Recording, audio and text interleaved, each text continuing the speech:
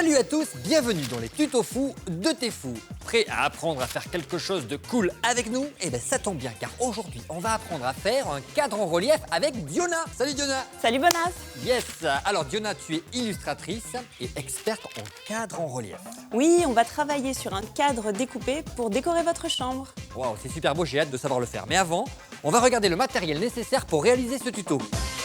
Pour faire ce superbe cadre en relief, il faut des feuilles cartonnées noires et blanches, de la colle, une paire de ciseaux et un modèle que vous pouvez télécharger tout de suite sur tefou.fr.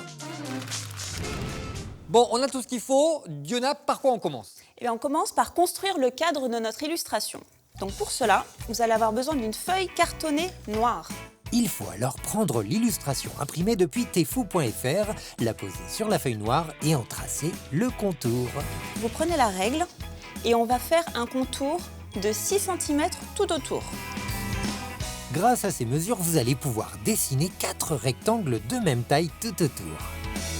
Et maintenant, on va découper tous les contours de la forme. N'hésitez pas à demander l'aide d'un adulte pour cette partie découpage. On se retrouve avec cette forme-là. Étape suivante, on va plier les bords. Donc c'est bien d'avoir une règle, parce que ça aide à aller beaucoup plus vite. D'accord. Tu as tout à fait raison, Diona. Ça aide à gagner du temps, mais aussi à plier plus proprement les bords. Tadam! Voilà, très bien. suis content. Tu as bien plié ton cadre. Donc avec, tu sais, le papier cartonné qui nous restait, on va faire des languettes. Ce qu'on va faire, c'est qu'on va les plier en deux.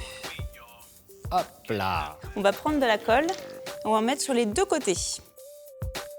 Avec mes mains, je relie les deux bordures pour qu'elles soient bien collées. Et la languette, je la place au bas. C'est très malin, Diona. Avec ces petites languettes découpées dans le même papier et collées par deux sur chaque bord, on forme ainsi une boîte. Une boîte noire. Une belle boîte, hein?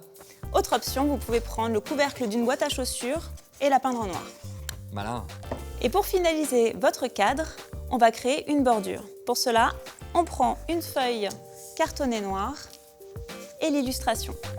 Comme au début de ce tuto, on plaque l'illustration sur la feuille noire et on en trace les contours. Et c'est reparti pour des mesures avec la règle, mais vous allez voir, ça va être encore très facile. Avec cette règle, on va mesurer 1 cm à l'intérieur et 1 cm à l'extérieur du rectangle.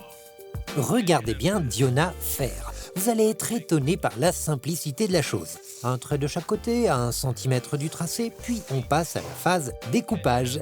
On découpe l'intérieur et l'extérieur du cadre, c'est tout. Et voilà ce que ça donne. Un joli cadre noir que l'on rajoutera à la fin sur notre boîte.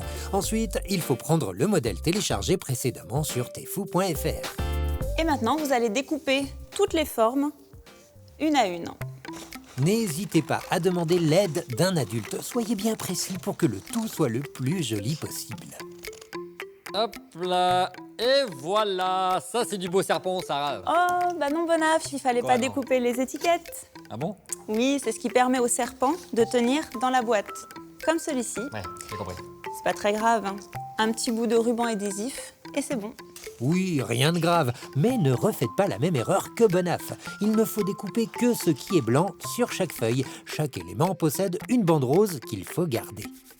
Ça y est, vous avez découpé tous vos éléments. Ce qu'on va faire maintenant, c'est de plier toutes les bordures et de les plier vers l'intérieur, pas vers l'extérieur. Là encore, aidez-vous de votre règle pour faire les plus beaux pliages possibles. On passe ensuite à l'assemblage. On reprend notre boîte noire et on va y coller le fond de l'illustration. Puis on place les bordures découpées dans le modèle. La bordure verte va en bas et les 3 roses vont sur les côtés. Et voilà ce que ça donne. On va maintenant placer les autres éléments de l'illustration. On commence par l'arbre. Il doit être collé à mi-distance de la boîte comme le fait Diona. La végétation, elle doit être placée à l'avant de la boîte. Trop facile. On termine par le serpent. Et celui-ci, on va le placer en haut, pas trop au bord. Dernière partie, la tête du serpent qui va se placer en haut, tout au bord. Et à la suite du corps. Et voilà, tous les éléments sont assemblés dans votre boîte. Il ne reste plus que la finition que nous avons préparée plus tôt, le cadre. On reprend les languettes noires qu'il reste. Et on va les disposer sur les coins.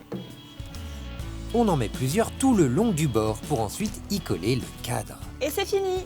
Hey, tada! Super, Diona. Merci. Regarde-moi. Oh, le tien est génial. T'as vu Très le serpent, réussi. hein? Bravo. Bon, alors je crois savoir qu'il y a un super bonus sur tfou.fr. Et oui, on a mis une version à colorier. Ah, génial. On fait ce qu'on veut, comme ça on colorie. Exactement, les couleurs que vous voulez. Bon, merci encore franchement pour ce tuto qui était très créatif. Merci Diona, Merci à bientôt. à toi. Et nous on se retrouve très vite pour un nouveau tuto très créatif. Bye bye. Au revoir.